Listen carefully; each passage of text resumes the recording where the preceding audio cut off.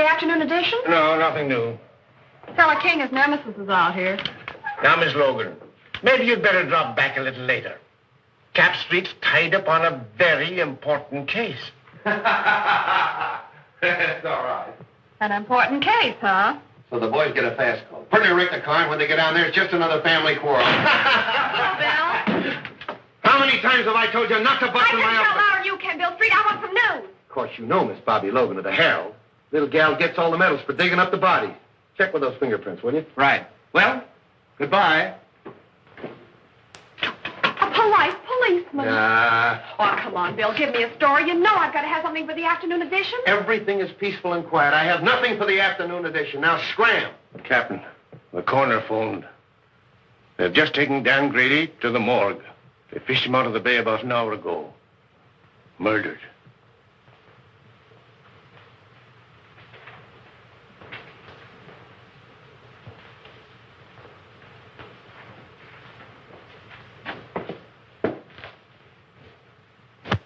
Well, he's going to take this pretty hard, Mike. Sure. Him and Dan was just like brothers. Yes, I know. What makes you think they tried to hide his body, Doc? Well, in the first place, when word was found, washed ashore down the bay. Lungs were collapsed. That means the body was under water pressure for some time. This was tied around the ankles, and there were deep bruises. Tied a weight on him and threw him overboard. That's right, Bill. After the bullets had done their work. Yeah. Did you get them over to ballistics? Mm-hmm. There's a clothes he had on. Take a look. Seaman's outfit. Andy, check these clothes and see if you can find out where he bought them. Thanks a lot, Doc. I'll check with you later about Dan. Bye, Bill. This hits the whole department with a jolt, Bill. Hit me a little harder than the rest. Dan and I were together as kids. Took our training together. Pounded the same beat. Yes, I know. You say he was on a smuggling detail. Yes. That ought to lead us to something. Nothing unless he was following a hot trail. You know Grady. He always preferred to work lone wolf on a case. Well, it's in my department now, Chief. It's homicide. Yes, and you have command of every resource of the department. I may need it. Because I'm going to find out who killed Grady if it's the last thing I do. I know you will, Bill. And good luck. Thanks.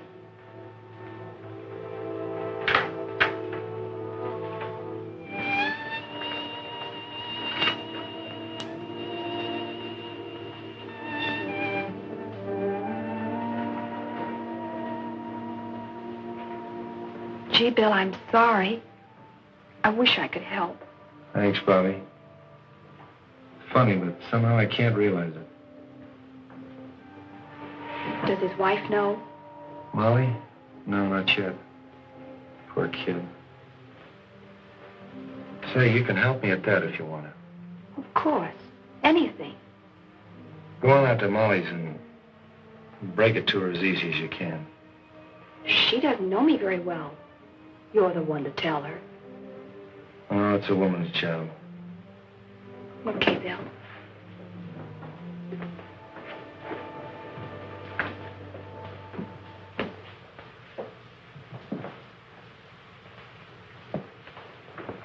I came just as soon as I heard the news. Am I glad, Wong? I sure can use you. Unfortunately, I can't call you in on this case officially. I'm more or less doing it on my own. I'll do everything I can to help. Dan Grady was my friend, too. Thanks. You know what it means to me. Well, not too fast with your thanks. You know, the only reason I've been useful in the past was because in each case the Orient was involved. Well, Dan Grady was assigned to the smuggling detail. And smuggling in San Francisco means the Orient. Let's have a look at his office. Good. Wife and kid.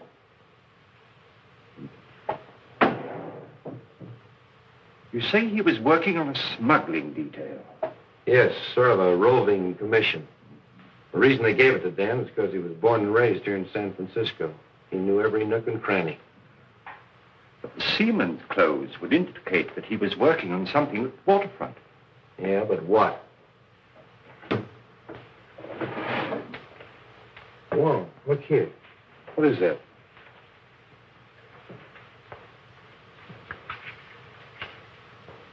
Why, that's a rare piece of emerald jade, as fine a specimen as I've ever seen. Carved in the fashion of the Ming Dynasty. Why, the art of that carving has been lost for hundreds of years. This piece is worth $2,000 or $3,000. Really? Dan was sure working on something hot. Probably that's why he was killed.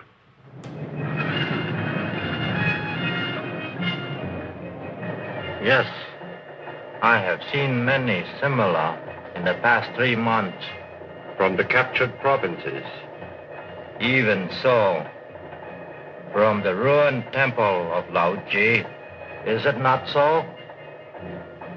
Torn from their settings by alien hands. Even young China would not use such methods to win its wars. Where did you obtain this? It was in the drawer of the desk of the policeman who was killed. A policeman? A good man. Can you help me? A store called Belton's is on Market Street. There, a wise man could become more wise.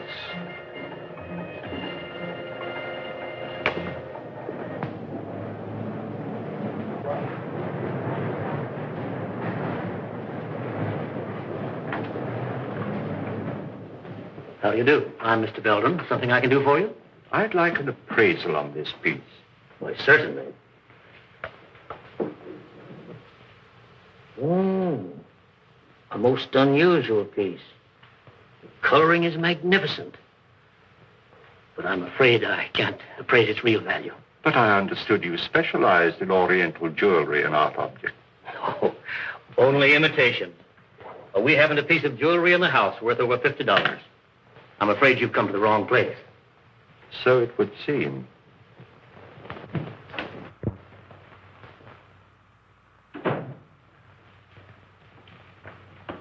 Morning, Dan.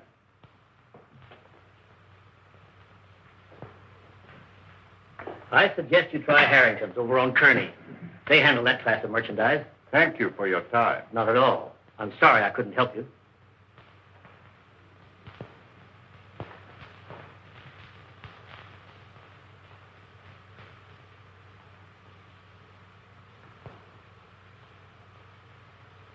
Yeah, Chief, that's the guy, all right. I know that face any place. Why, that mustache. Even the checkered tie. Yeah, it's him. Checkered tie, huh? Yeah. Where'd you see him? On the bus going uptown. What time was it? 12 o'clock noon. 12 o'clock noon, huh? You don't say. Yeah. At that time, he'd been lying dead for 3 hours in the morgue. Yeah? Yeah. Why, they sworn on a stack of Bibles. That was the guy. Sure, I know, Mr. Unifer. We all make mistakes sometimes. So thanks for coming in anyway. Oh, not at all, Inspector. Not at all. Say, maybe it was the guy's double. Yeah. You know, they say every guy's got a double. Sure. Even me. Sure. Even you. Yeah, sure. Mike, get Bobby Logan on the phone. Yes, sir. Market 6400. Hello, Bobby. I was just trying to get you on the phone. Oh, are we going someplace? Yeah, you're going someplace. If you ever pull a bright idea like that again, Well, what's the matter with that? Somebody might be able to give you a lead. somebody might be able to give me a lead. I've had every crank in San Francisco in here this afternoon. Yeah, Logan doesn't answer. Where do you think I ought to look for her? try my office. Huh? Every one of them has seen Dan Grady in 5 different sections of the city at the same time. Well, but it... But nothing. Did you see that guy that just went out of here? Yes. He was on the bus today at noon with Dan. Well, that's silly. Of course it's silly. But I've had to talk to those ghosts. That's what your idea's done. Wasted my whole afternoon. Yeah, Mike. A gentleman out here says he saw Detective Grady. What? Miss Logan will interview him. Well, did you hear it? Just faintly. Go on, he's your witness.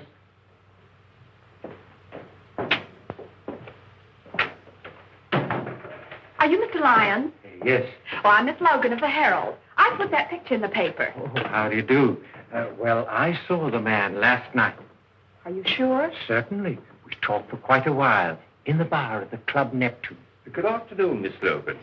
I came in answer to your advertisement. Oh, now look, Mr. Wong. Now give me the details and talk fast. Hello. You got any information? I called on an old friend of mine in Chinatown who advised me to investigate Belden's store on Market Street. Belden's? You know, the jewelry shop. Oh, sure. I'll put a couple of men on it. No, I think I'd leave things the way they are for the time being. Bill Street, I've got him! Got who? This man did see Dan Grady.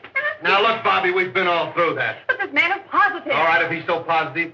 What was he wearing when you saw him? Well, sort of like a sailor, you know, pea jacket, striped sweater. He had on dungarees, peak cap with black patent leather visor. Where'd you see him? At the Club Neptune. He was sitting at the bar having a drink. What time was that? About 8:30, I guess. That fits in, doesn't it, Warren? Yes, it does. Well, of course it does. Silly idea, huh? If it hadn't been for that Quiet. paper. You're quite sure this is the man? You're absolutely certain of your identification? Oh, yes. My drink happened to tip over and spilt on him. And I apologized, and we got to talking. And then what happened? Well, we talked together for a couple of minutes about football and things like that. Then I left and went home. You left him at this Club Neptune. Yes, he was still sitting there when I left. Well, thank you very much. You've been a great help. Is there any reward connected with this? Well, you see, Miss Logan takes care of that. Well, I'm sorry, Mr. Lyons. I'm afraid there's no reward, but, well, I'd be very glad to mention your name in my next story of the case. Did you say your first name was Homer? Yes, Homer. Lyons. Thank you. Too bad you haven't got a picture. Oh, I have. I brought one along just in case. Oh, thank you very much, Mr. Lyons. Thank you. Good day. Well, Bill Street, do I get an apology or don't I? Sure, I'm going to get the mayor to give you a key to the city. Terrific. The police thank the Herald for giving them their only clue. How's that, Mr. Wong? Not nearly strong enough. You've earned our undying gratitude. Well, I hope the information is some use to you. I'll see you later. Not me, Flatfoot. Get one of the nurses out of the receiving hospital. They don't mind a pain in the neck. Hey, you think that's a bad idea? Well, now, Street, just what do you know about the Club Neptune? Oh, not much, Wong. We better have dinner together. I'll take you down there later. I want to talk to this Harry Lockett. Harry Lockett. Yeah, he's the fellow that owns the Club Neptune. Hardway Harry, they call him. Hardway. Oh, a gambler. Yeah, gambler, smuggler, crook, everything.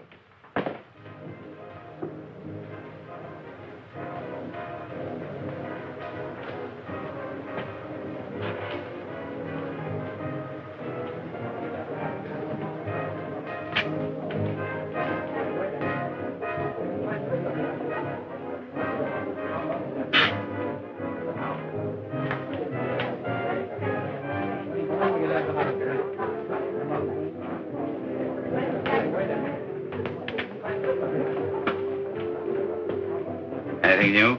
No. How are things upstairs? Usual crowd, not much play yet. Has Tanya come in yet tonight? No. I want to see her when she comes in. Okay. Here.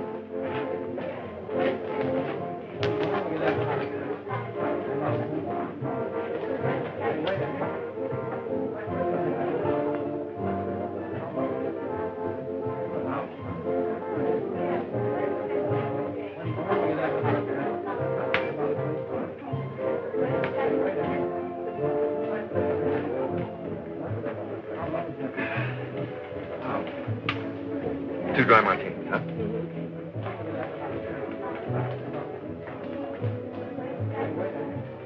Well, don't you recognize anything? What? I'll bet you don't even know what day this is. Of course I do. It's Friday. That's why you insisted upon coming here for a fish dinner. Oh, no, it isn't. We came here because this is an anniversary.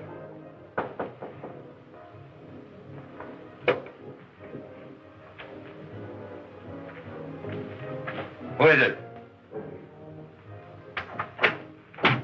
Tanya's here, but she's got young Bellin with her. She's starting that over again, eh? Bring her in here. Okay. Listen, Tanya, I've been lying awake nights planning our future together.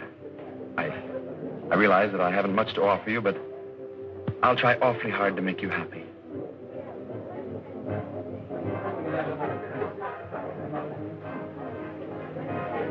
Oh, excuse me, Frank. I think I better go fix my makeup. Surely.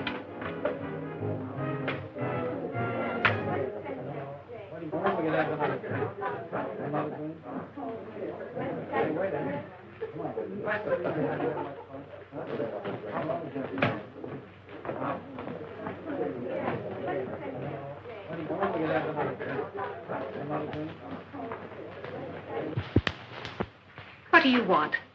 I thought I told you to keep away from young Belden. And I told you that my personal affairs are none of your business. What are you trying to do? Get the old man on our neck? Keep away from that boy or I'll... Or what? I guess if I'm good enough to help handle his smuggled junk, to run the risks that he cashes in on, I'm fit company for his son. Well, what about a certain other gentleman?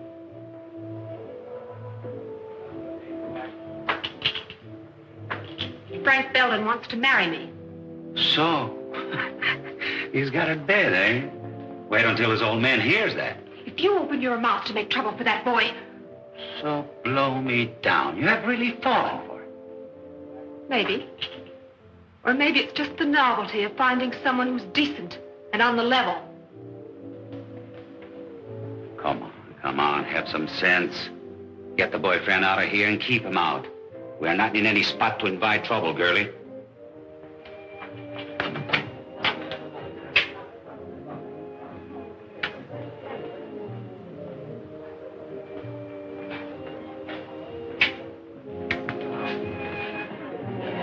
I seem to have developed a headache, Frank. Maybe it was the drink. Oh, I'm sorry. Well, maybe some fresh air will do you good. Shall we take a drive? Yes.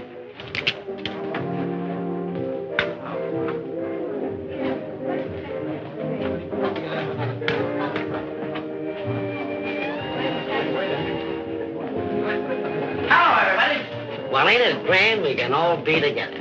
Tommy, give me my usual. You know, the good old double. Well, I know you. You're Logan of the Herald. Don't you remember me? I'm the guy you wrote about in that automobile accident. You know, in those days, I was a drinking man. Aren't you going to have your dinner? What dinner? The one you ordered. I ordered a dinner? I'm sure you did. Well, skip it. And I know you can handle your drinks better if you have something to eat. I think you got something there. Don't go away. You know, I always forget to eat when I go out stepping. I'm awfully sorry. Oh, that's all right. He was just feeling hospitable. That's easy to understand. The Club Neptune feels the same way, Miss Logan. Gee whiz, I'm famous. Who would recognize that pretty face of yours if they read the hell? I'm Harry Lockett. I'm very glad to meet you. I've heard a lot about you and your Club Neptune. So it seems, judging from today's Herald. You don't sound pleased. I'm not. I don't like that publicity. You don't? No. How about we'll chat in my office? Why not?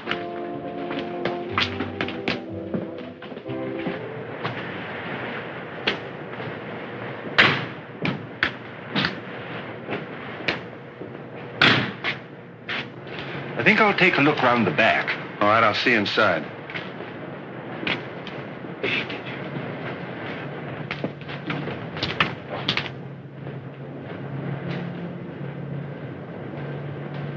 You see, Miss Logan, we don't like newspaper people around here. I see your point. You know, if you had this place soundproof, those poker chips up there wouldn't make such a racket. Just a little friendly advice. Thanks. And here's some for you. I wouldn't write any more stories about the Club Neptune if I were you. Are you trying to tell me what to put in the Herald? I'm trying to tell you what you shouldn't put in the Herald. In fact, I'd just as soon you stay out of here. I think you'll be safer. Sometimes some people get hurt. Yeah. Dan Grady got hurt, didn't he? Hey, you sure stick out your neck, don't you, little girl? Who is it? Captain Street. What are you doing here? Mr. Lockett was just making some suggestions as to the news policy of the Herald. All right, Bobby. Well, now look here, Bill. Come on. Hello, Hardaway. Oh, Copper.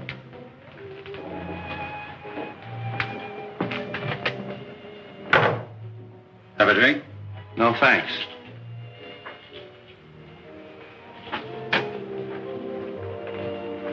What's on your mind, Street? I suppose you read about Dan Grady. Oh, yes. That's too bad. I don't think I knew him. I thought everybody on the waterfront knew Grady. He was on the smuggling detail. It's funny you didn't run into him. I resent that, Street. I resent what happened to Dan Grady. Quit stalling, Hardway. He was in this place last night at 8:30 at your bar. Well, maybe he was. So what a lot of other people. We had a big night last night. And nobody saw Dan Grady. None of my boys did, because as soon as I saw the papers, I asked all of them. You can talk to them yourself. Maybe I will.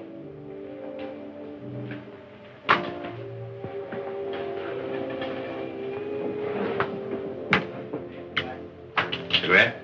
Over there.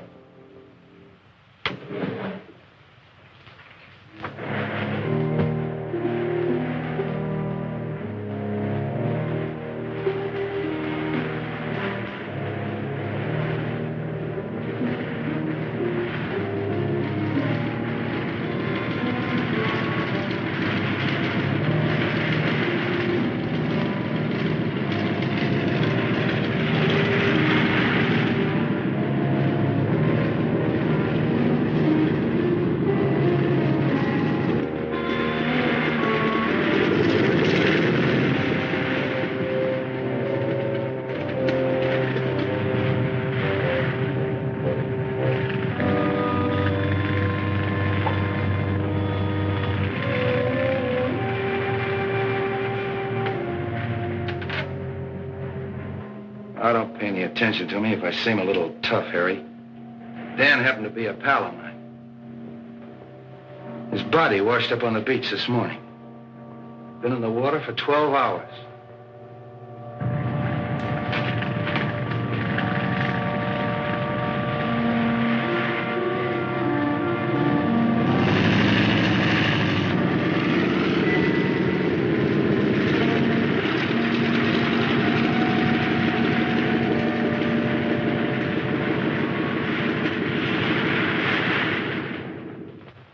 You know, they tied a weight around his legs before they tossed him overboard.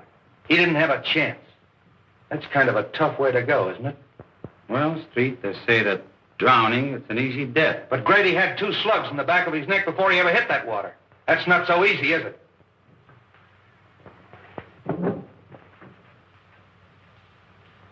Well, Street, if there is anything I can do for you... Open that door. Open that door.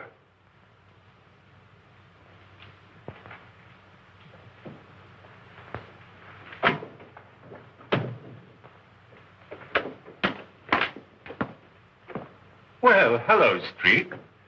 How'd you get in there? The secret stairway in the haunted house. Secret stairway, my eye. Those stairs were there when we bought the place. But they still serve a very useful purpose. This is Hardway Harry Lockett, Mr. Wong. Oh, the Chinese copper. Precisely, Mr. Lockett. The Chinese copper. But to return to our secret stairway, I'm afraid we scared one of your callers away. Evidently, he didn't care to meet my friend, Captain Street. Seafood is our specialty, Mr. Wong. That was probably Cap from the fishing barge. He saw I was busy and beat it. That very adequately describes his exit. He comes in that way because he doesn't like to go through the cafe. Close so don't... Slightly fishy, Mr. Lockett. Very fishy. Now get this, Hardway. If I find out that anything happened to Grady in this place, I'm going to tear it apart. If you ever do, I'll help you. Come on, Wong. Goodbye, Mr. Lockett. Goodbye, Mr. Wong. Oh, sorry. Didn't know you were busy. He's not. Because we're just leaving. I beg your pardon, but we've met before, haven't we, Miss...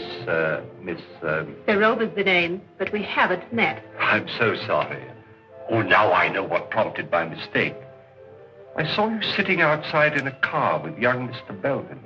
What was he doing here? We had dinner here. Do you mind? Excuse the boys, Miss Sarova, but it's their business to be curious. This is Mr. Wong, the famous detective. And this is Captain Street of the San Francisco Police. Your head waiter says you found my compact. Yes, it's my desk. I'll get it for you. Drop in any time, boys. It'll be your turn to drop in on us the next time.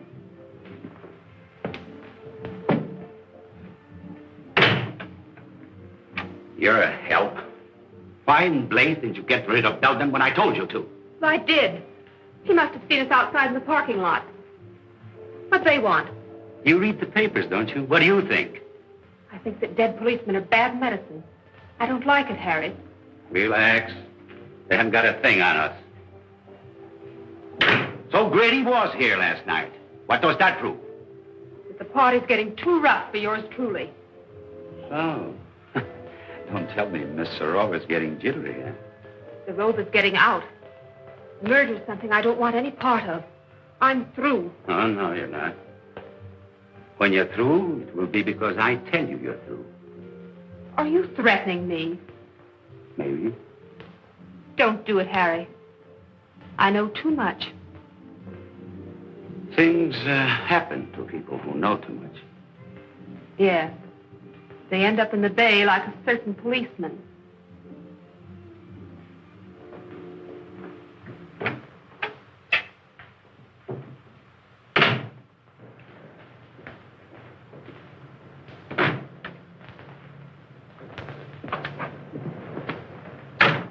That seafood gag of Hardway's was a hot one.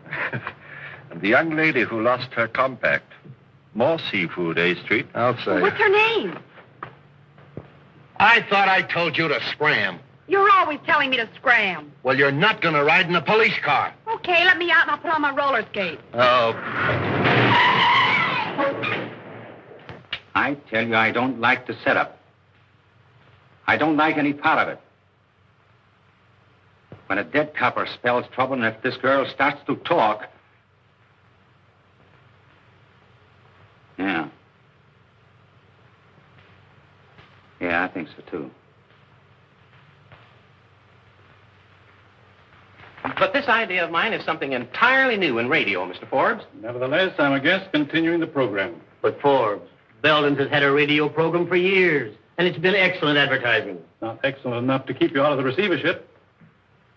I represent the creditors, and I cannot approve the expenditure. But, Mr. Forbes, I'm sure this new idea of mine will create a lot of interest. That means customers for Belden's. I can only judge by past performance, Mr. Griswold. Results have not warranted the expense.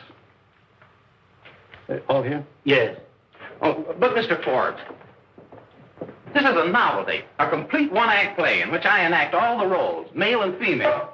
You see, Mr. Forbes, impersonation is my forte. I think persistence is your forte. Well, I tell you, this is the type of program that's bound to create comment. Why not give it a chance? Just glance through this and you'll get the idea. After the commercial, the music fades out and you hear footsteps and a knock. Now, read from there on.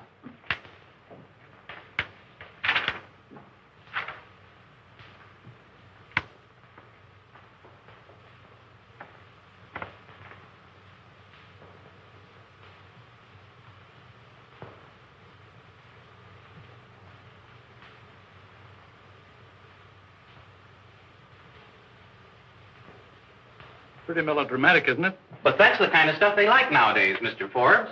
The highly dramatic programs are the most successful. Suppose we try it for a couple of weeks. It wouldn't cost a fortune, and it might get results.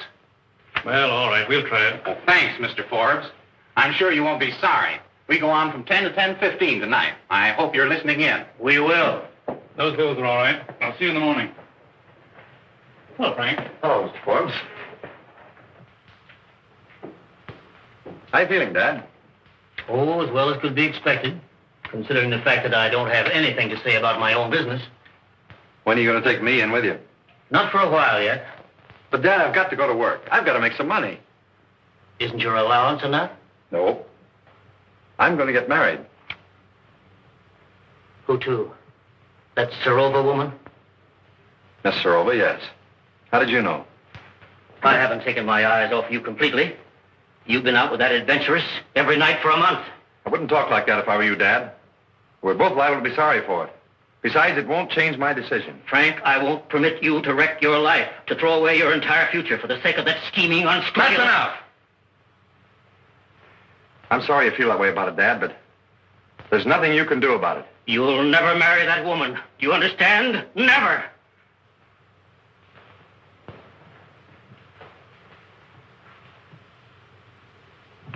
Morning, Soapy. Everything shipshape? No sign of the police, if that's what you mean. Oh, why, Soapy, that's the farthest thing from my mind. Bring me the checks from last night, eh? Okay.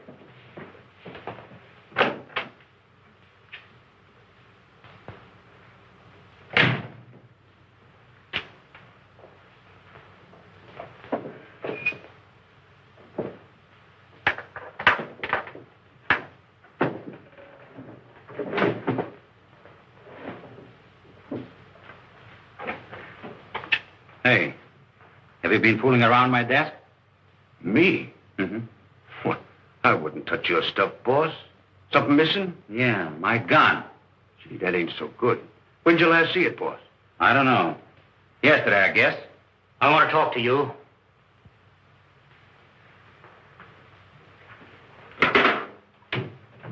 Say, what are you thinking of coming down here after what's happened?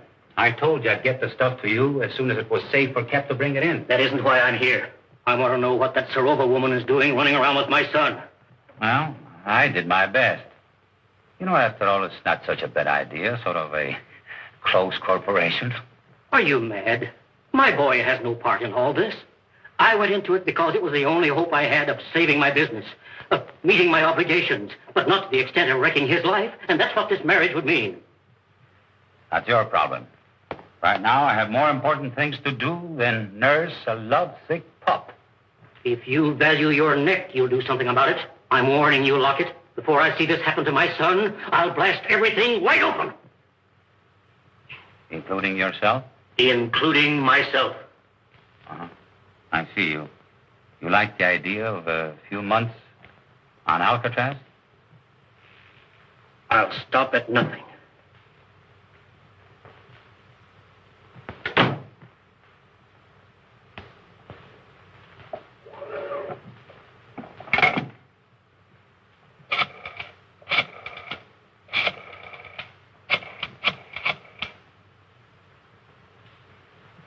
Hello. Hello, Tanya. This is Harry.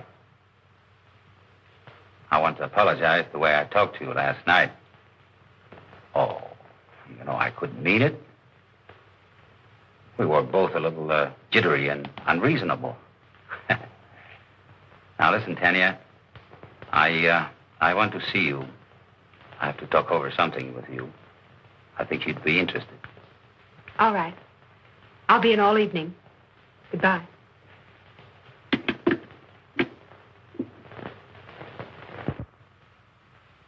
I didn't keep you waiting, Clancy. Oh, that's all right, sir. Don't mention it.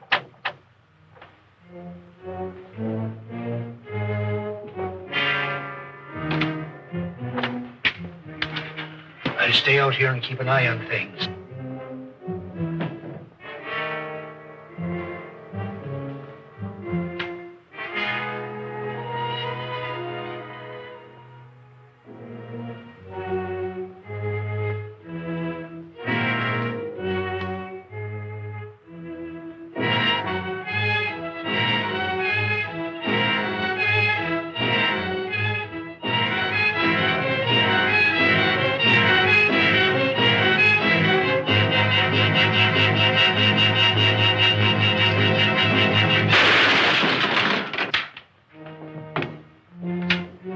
Mr. Wong! Mr. Wong! It's all right, Clancy. He missed me. Oh, I'm glad of that. Who was it, sir? I haven't the least idea, but the shot came from there. Well, we'll find out who that is.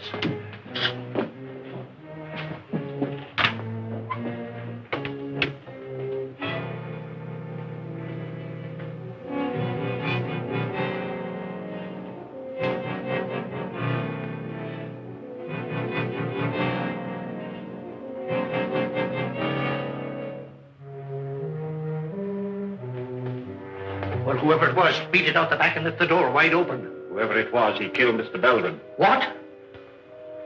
Oh, glory be! Get straight. Yes, sir.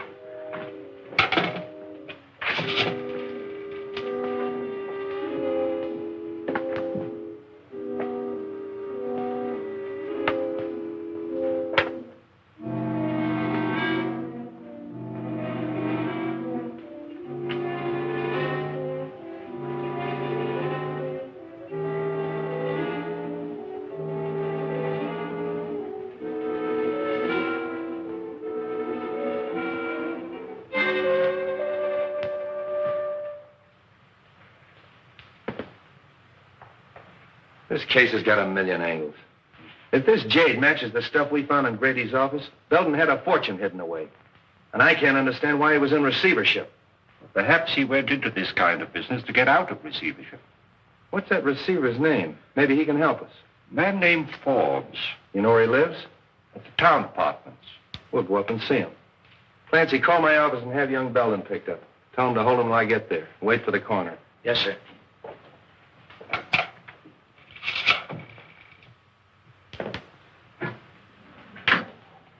Good evening, gentlemen. We want to see Mr. Forbes, John T. Forbes. Who's calling? Captain Street of the police department. Ring 22, please. Captain Street of the police department to see Mr. Forbes. Yes, sir. Go right up, Captain Street. That's number 22. Captain Street? What on earth can he want?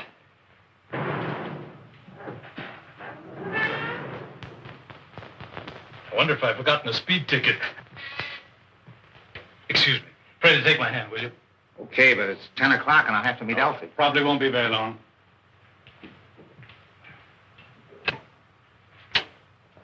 Captain Street?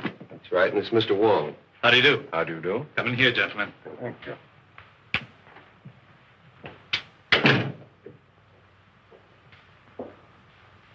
I'm afraid we interrupted your game, Mr. Forbes. Oh, that's all right. Sit down, gentlemen. I've heard a great deal about you at one time or another, Mr. Wong. I'm certainly glad to meet you. Thank you. Well, now, gentlemen, what can I do for you?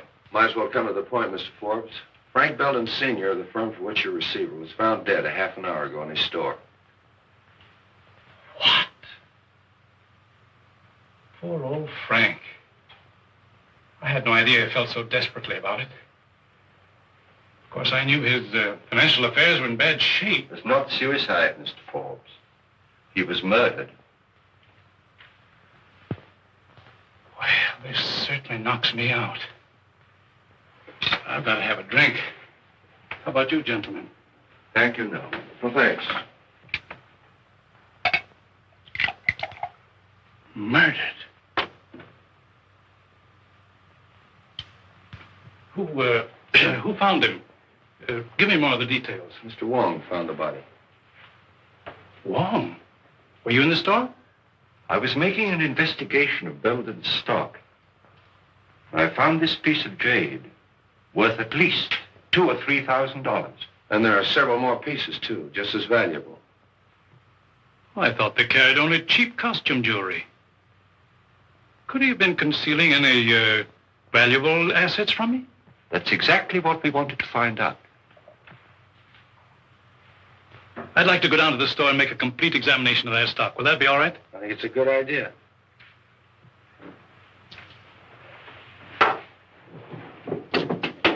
Do you have a cigar, gentlemen? Yes, thanks. No, thank you. One more thing I think you should know. That jade was smuggled. And one of our own men on the smuggling detail was murdered, running it down. And the trail seems to lead to Belden's store. Why, this is the worst thing I've ever heard. Excuse me. Hello? Yeah. It's for you. Thanks. Street speaking. What? I'll go right up. There's been a shooting on the floor above. Can we get out this way? Yes.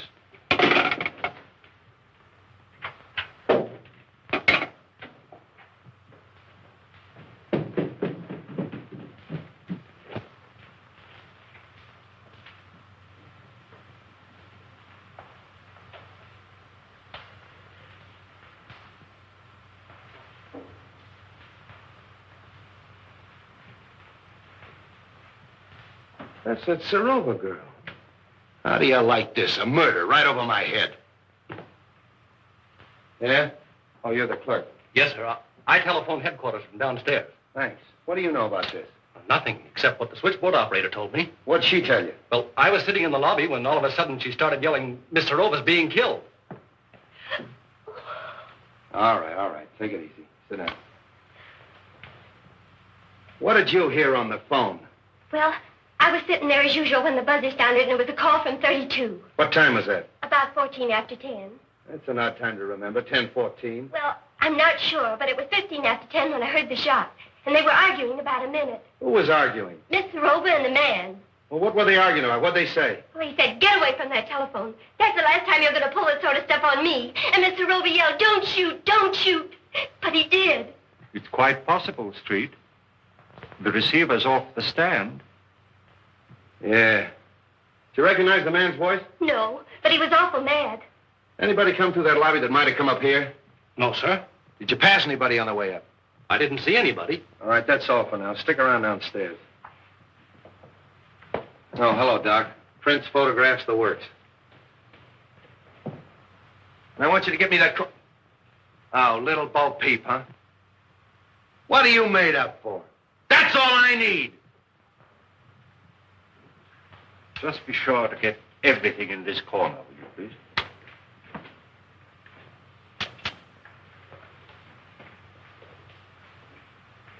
Hello, Ballard. What are you doing here? I thought I told you to tail Hardway. I was trailing him. I lost him in the traffic at 8th and Market around 9 o'clock. I've been looking for him ever since. That's wonderful. Get my office on the phone.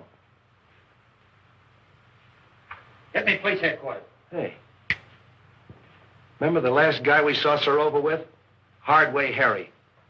And he ditched Ballard an hour ago. That's our man. Just a minute. Hold it, Mike. Hello, Mike. Hardway ditched Ballard about an hour ago. 8th and Market. Yeah, I want you to send out a couple of men ahead and... What? Hardway Harry's been sitting in my office for the last hour.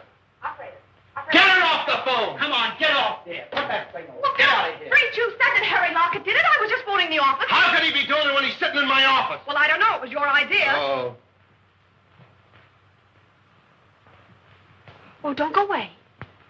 Do you know anything about this? Hey, even if he didn't do it, he could have had it done. Harry's alibi's perfect. Hello, Mike. I want you to hold Hardway. I don't care how you hold him, hold him. Bill LeMay. Will you stop? Well, Bill, the housekeeper... Will you quit picking on me? Mr. Wong, the housekeeper saw a man sneaking up the back stairs. Sit down. I'm sorry. Who are you? I'm the maid on this floor. Well, where were you in this... She was looking in the door. Will you be quiet? You say you saw a man coming up the back stairs. I finished by 10 o'clock. I was going down the back stairs when he came in. Who came in? The young man, What young man? Mr. Belden. Belden, Jr. He was in the habit of using the back stairs? Sometimes. Then he had his own key. Yes, sir. That settles it. Ballard, pick up young Belden. What idea? That's all for now, thanks.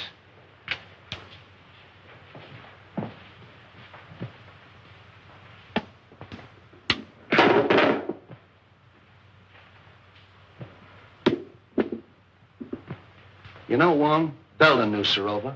Hardway knew her. They're all mixed up in this thing some way. I'm going to have them all come in my office tomorrow morning at 10 o'clock. What am I doing?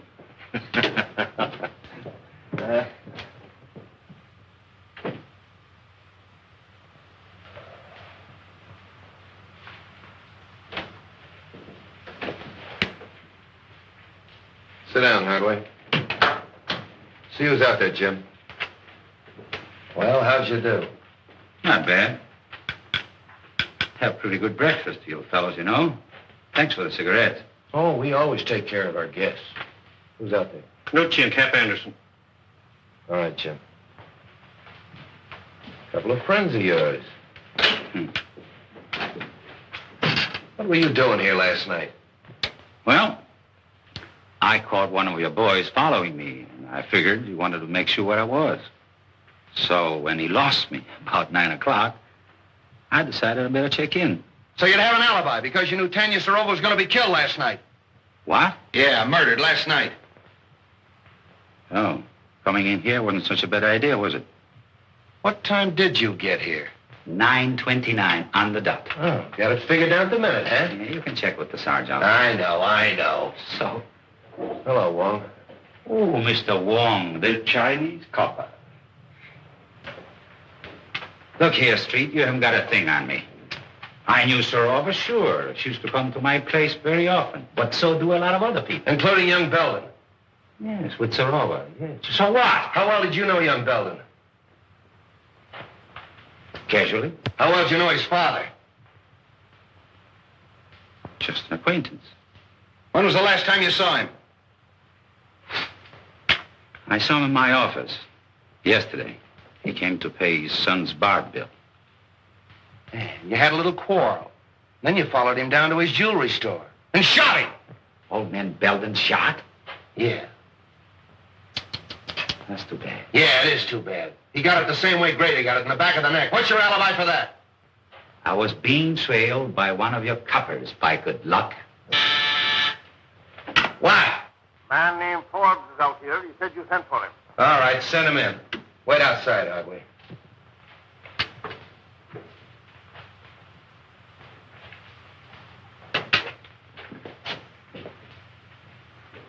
Good morning, Mr. Forbes. You want to see me, Captain? Yes. You know Mr. Wong. Oh, yes. How are you, Mr. Wong? Forbes. We were kind of interrupted last night, and I'd kind of like to find out what you know about young Belden. Well, I'm afraid I can't tell you very much. Most of my dealing has been with his father. Well, what sort of a kid is he? He's always struck me as being a rather nice sort of a chap. Quiet, well brought up, and... So you don't think for a minute that he had anything to do with his father's murder? Maybe. I do know he's mixed up in Serova's death. Oh, I can't believe that, Captain. Why, it isn't possible. I'm afraid you're wrong. There's Belden, Captain. Picked him up in a quick lunch joint, having coffee. All right, sit down. Have you met Mr. Wong? Perhaps you met him last night. Well, I've never met Mr. Wong. How do you do? We've been looking for you all night. Where were you? I don't know why the police should be interested in my movements. What's this all about? What were you doing in Tanya Serova's apartment last night? Oh, we know you were there. The maid saw you sneaking up the back way. If I were you, I'd tell the captain all he wants to know. Well, I don't know what this is all about, Frank, but you're welcome to my legal advice if I can be of any assistance to you. For his father's sake, I feel that I ought to do everything I can to protect him. All right. But I still want to know what you were doing in Tanya Serova's apartment last night at 10 o'clock. Were you there, Frank? Yes, I was there, but I didn't kill her. She was dead when I found her. Don't give me that. Well, you don't know what you're saying, Frank. I demand that this boy be advised of his constitutional rights. I'll take care of his constitutional rights. This is a murder investigation. Tanya Serova was killed last night at 10:15.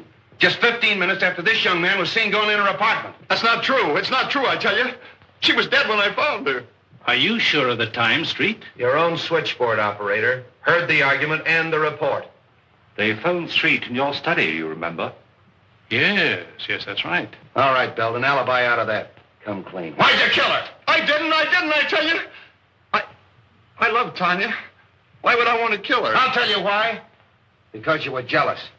You thought she was double-crossing you, and you went up to her apartment and you quarreled, and then you killed her. That's a lie. Every word of it's a lie. So you found your sweetheart murdered. And what did you do? You ran out and hid. Why didn't you call the police? I don't know. I was half crazy. Now, see here, Street, this boy is no condition for questioning. I'll say he isn't, because he doesn't know the answers. Gentlemen, I suggest that we all calm down. Allow young Mr. Belden to tell us what happened in his own way. All right. I'm listening. Now, supposing we go back just a little way, shall we? When did you last see Tanya Sarova alive? When she promised to marry me, yesterday afternoon late. And where was that?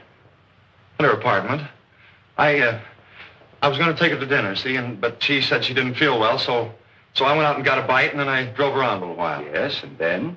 Well, on the way home, I saw a light in the apartment, and I went up to tell her good night. Are you in the habit of using the back way? Yeah, I had a key. See, sometimes Tanya wasn't in, and I'd go in and wait for her. Yeah, but she was in last night. Did you use the key then? No, that's funny. I remember that the door was open. What else do you remember? Yes, Belden, go on. Well, I went in and called her, but there was no answer, so I went in the living room, and on the floor I saw her over by the window. Near the telephone? I don't know. I didn't see anything but Tanya. Was there anything else in the room that was unusual, that attracted your attention? Anything at all? Yes, I remember the radio was on. Oh, don't kid me. The radio wasn't playing when I got there. If you didn't leave that apartment till before 10:15, where'd you go? I don't know. I drove around. I don't know where I went. I drove all night. What? Captain? Call out here named Griswold says he's got to see you. Who's Griswold? What does he want? What does he do? What do you want to see him about? I got to talk to him. I'm from radio station LMAB. He's from a radio station, LMAB. I don't know anybody from a radio station. Tell him to wait. He says you got to wait.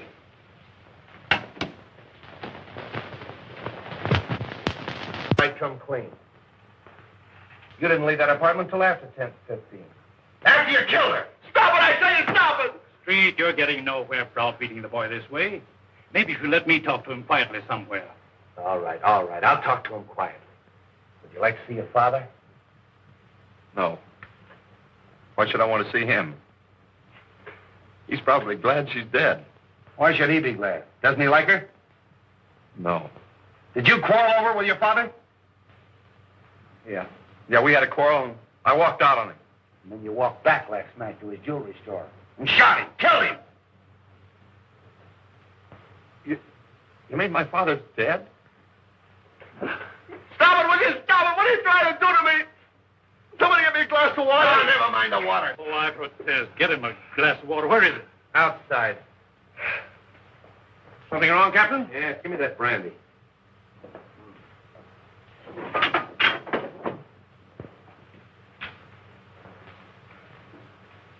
Now go and sit down. Walk, you all. Come on, what is this? What am I supposed to do? Spend the weekend here? He'll get you. Mr. Hardway. The press. Yes, the press. What do you know today? Pardon me.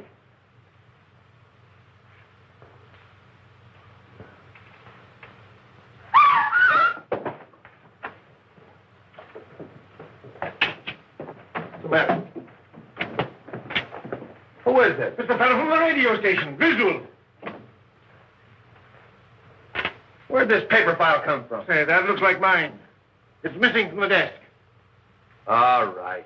Who did it? This is the payoff, right in my own office. Stay away from that phone.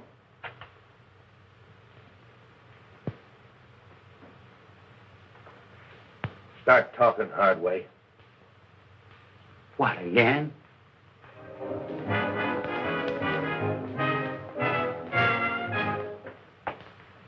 Sorry for the interruption, Mr. Wong, but that is a new program, and I want to check on it. Not at all. It's all most interesting. Yes, but full of headaches. Replacing Griswold is going to be one of them. I can quite imagine. His programs were popular, weren't they? Very. He was a talented young man. Wrote most of the sketches and played all the parts in them. He played female roles as well?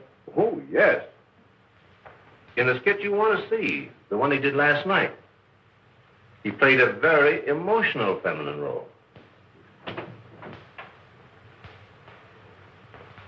Here's the manuscript for it. Thank you. This program went on the air sharply at 10 o'clock? Oh, yes. Radio works on split seconds. Every program is timed exactly. And it ran for how long? 15 minutes in all. The sketch went on at 10:01 and finished at 10:14. The balance of the program time was taken up with commercials, as advertising. Would it disturb you if I turned on this program? Not at all. I've just finished. I'd like to take this with me. Oh, perfectly all right. Thank you very much. Goodbye. Goodbye. Presenting for your entertainment the first mystery thriller in their new series of programs.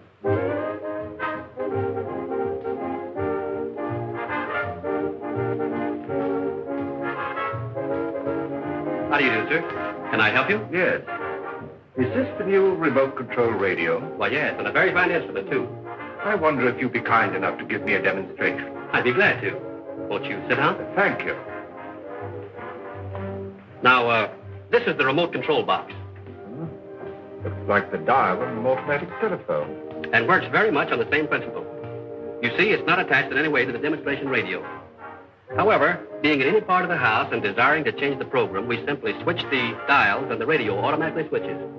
I'll show you. California, fair Tuesday and Wednesday. Moderate temperature, light to moderate northerly wind off coast. At just what distance would that still be effective? Guaranteed up to 200 feet. Tuesday and Wednesday. Rains extreme northwest. And you can shut the radio off in the same way? Oh, yes. Just press down on this right here. Coming southerly and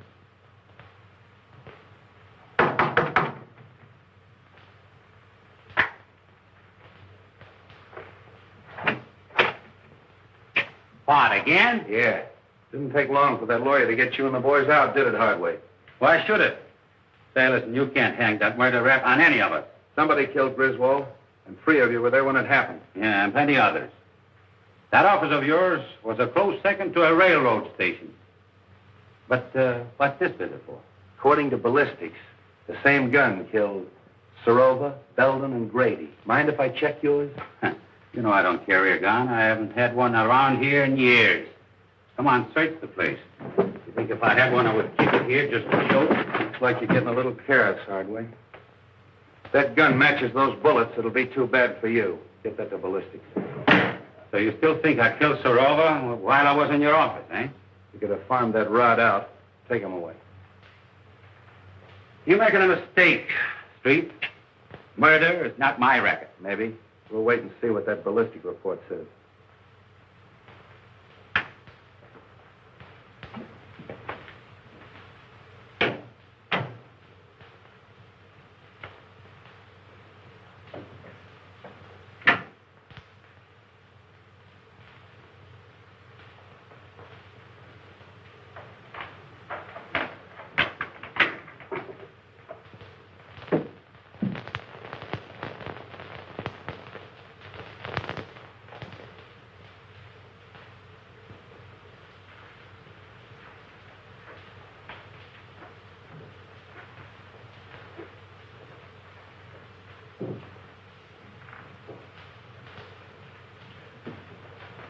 All right, keep your hands right there.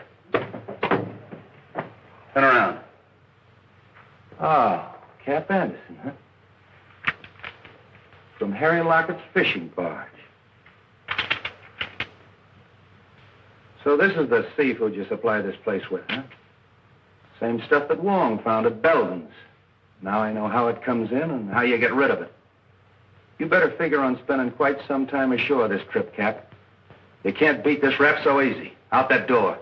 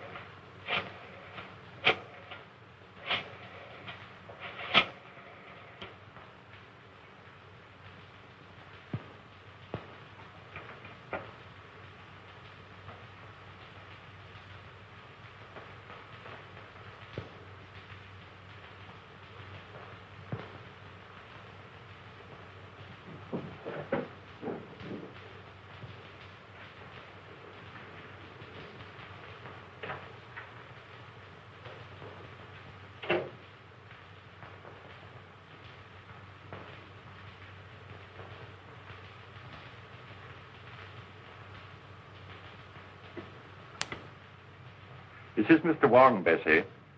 I'll be experimenting with the phone for a little while, so pay no attention if it rings.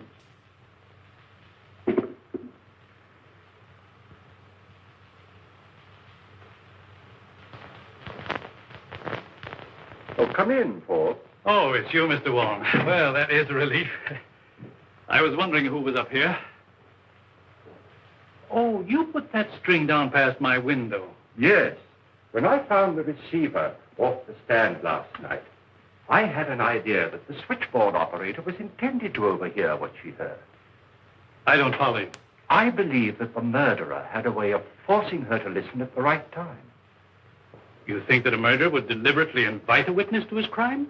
He might arrange to have her think she was a witness. With a piece of cord, a telephone, and a radio. I don't understand. Now, this radio is a new remote control model. Now, let us assume that a certain radio program exactly fitted a given situation. How easy it would be to tune in the desired station at the right time and be nowhere near the instrument. Oh, I see.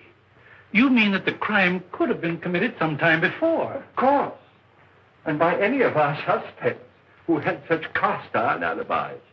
Partway Harry Lockett, for instance, who planted himself in Street's office at the supposed time of the murder. Any of his friends. Even young Belden? Even young Belden. He was here at 10 o'clock. Who knows? Perhaps it was his second visit. You don't believe that, do you?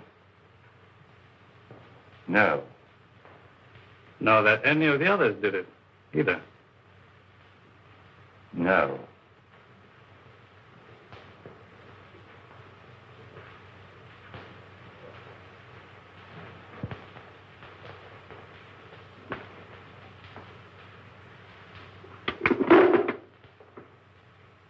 Is that what you were looking for, Mr. Wong? Yes. And you pulled the cord. When I went to get the drink. And when you reached for the cigars. I turned off the radio by remote control. Thank you, Mr. Forbes. Keep away from that telephone. Get over there.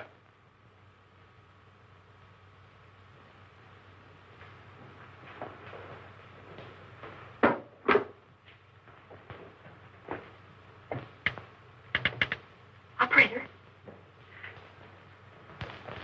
Oh, hello, Captain. Hello, is Mr. Forbes in? I'll see for you. Operator. Mr. Forbes doesn't answer. All right, thanks. Why don't you answer that call? Well, that's Mr. Wong. He told me not to pay no attention to it.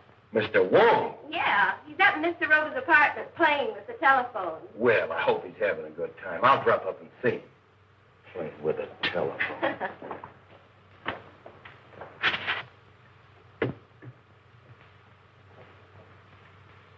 I killed Grady because he was in the way, and Belden because he was getting ready to talk. Griswold when he recognized his own program, and Tanya Sorova because she knew too much.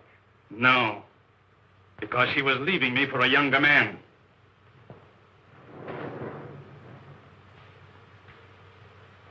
It's you who knows too much.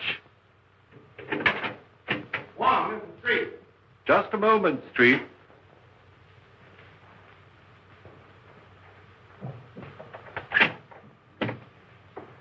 What are you doing up here? Get him up. Over there with him.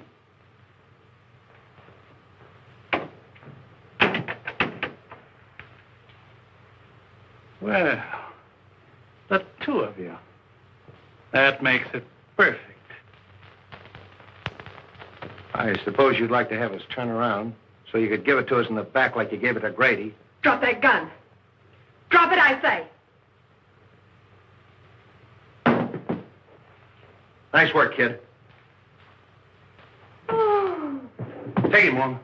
Oh, Bobby. Bobby. Honey. Bobby. Yes? Oh, it's all right, Bessie. The experiment's over. You might give me the Herald, will you? Herald? You have a star reporter on your staff, a Miss Roberta Logan. She has just been instrumental in the capture of John Forbes, confessed murderer in the Dan Grady Sorova case. Oh, yes, this is a scoop.